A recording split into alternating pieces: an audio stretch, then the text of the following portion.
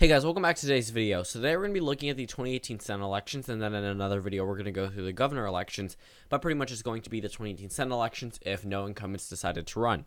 So I've done a video if all incumbents did decide to run, and ones, of course, with the regular elections, and then now this video is actually a little bit different because a number of states have Democratic incumbents and some states with Republican incumbents, and taking them completely out of the equation completely changes the way that we look at this map. So we start off with 49 Democrats in the United States Senate and 51 Republicans. So first of all, this is definitely going to benefit the Republicans 100%. I mean, looking at this map, there are a number of Democratic incumbents who are the only reasons why they are winning their re-election bids possibly in these states because they are the incumbent Democrat. If it was just an open seat, a number of these states could be leaning in the favor of the GOP and sometimes even likely or solid. So we're going to go through this map, and we're going to see how it turns out. So, first of all, on the West Coast, Washington, California, and Hawaii would still be Democratic states, along with my home state of Maryland, Delaware.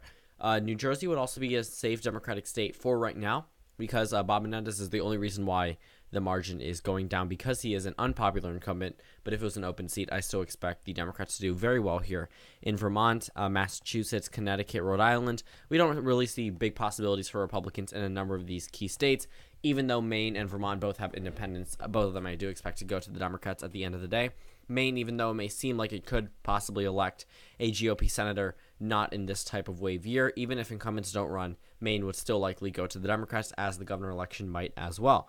So we currently have 35 Democrats and 42 Republicans. If no incumbents did decide to run, I mean, Mississippi would still be a safe state in terms of the not special election, so just the regular Senate election. And then in the Senate election, special Senate election, it would still be a likely state, only because of the open primary and obviously still energy on the Democratic side in this type of scenario. Wyoming and Nebraska are still safe GOP states in open seats, and Utah as well. I mean, the incumbent isn't running there. So we have 35 Democrats, 47 Republicans. Right now, the map obviously favors the GOP. And now we can start by filling in some of the, I guess, likely states for right now. Actually, I don't think there are any true likely states at this point in time.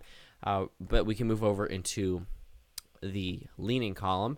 So right now, New Mexico would be leaning because if Gary Johnson entered this race without an incumbent Democrat, I think the race could get a little bit closer, but still be leaning for the Democrats, along with Virginia. If Tim Kaine decides not to run, I expect the race to narrow down a little bit.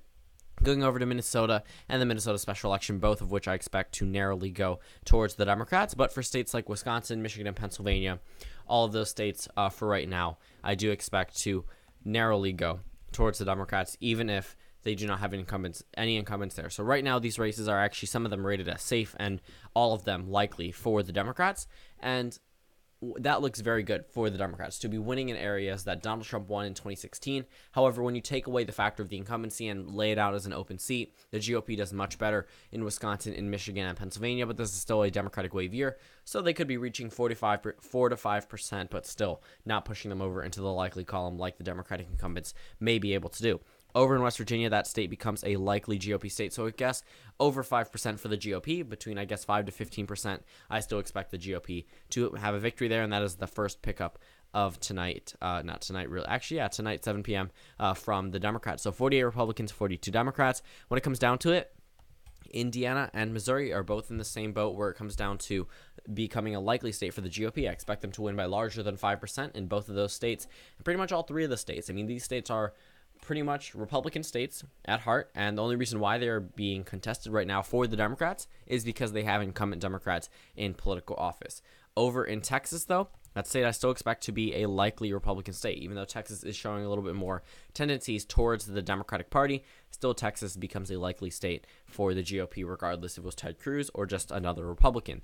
In another state, the state of Nevada, I'm actually going to put in the leaning Democratic column because Dean Heller probably retaining on a very small voting base, enough to narrow the margin. But if there was no Republican incumbent, I think Nevada would remain in Democratic territory. We have 43 Democrats and 51 Republicans.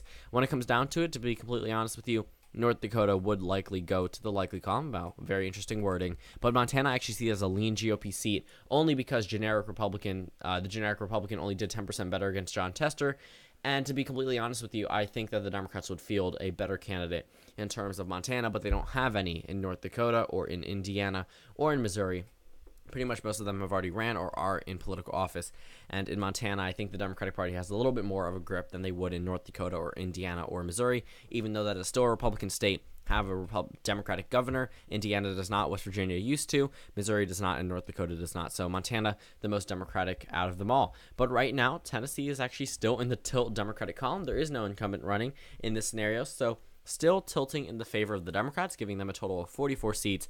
As for the state of Florida, that one is now tilting in the favor of the GOP. New polling numbers actually show Rick Scott ahead. Actually, since Bill Nelson will not be running, my bad, that state goes into the leaning GOP column because it's still a swing state. But Florida, with Rick Scott's numbers now against an incumbent, could likely move up to a 3 to 4% lead. But no Republican is going to have a complete blowout in the state of Florida unless the Democratic candidate is completely horrible. And Florida, as big of a state as it is, it's going to be very hard for the Democrats to field someone who actually can't make it a close election. 44 Democrats and 54 Republicans. Obviously, the Republicans gaining seats from 49 to 51. Over in Arizona, right now, after everything that happened with Senator John McCain, I actually think that could change the outcome of this race. I do think, unfortunately, that this John McCain's death will be politicized, and mainly to boost up the Republicans. It's probably not going to be endorsed by the national GOP, but I do expect ads to come out capitalizing on John McCain's legacy, only to push a Republican agenda in terms of the United States Senate race there, which is pretty unfortunate. Not obviously because it's against the Democrats or for Republicans, mainly because that's not really how politics should be ran based off things like that. But overall, I do expect it to happen. I mean, it's a given. It happens with a number of political deaths that are used, and then the races turn into, I guess, a rallying call for the political party that lost a member, and that's something that really shouldn't be happening. I mean, we shouldn't be politicizing deaths. And overall, Arizona, I'm still putting in the tilt Democratic column for right now, but I think the more Republicans start to capitalize on that in the state of Arizona, I actually think it could help them, even though it really shouldn't be, to be completely honest with you. But that puts the Democrats at 45 and the Republicans at 54.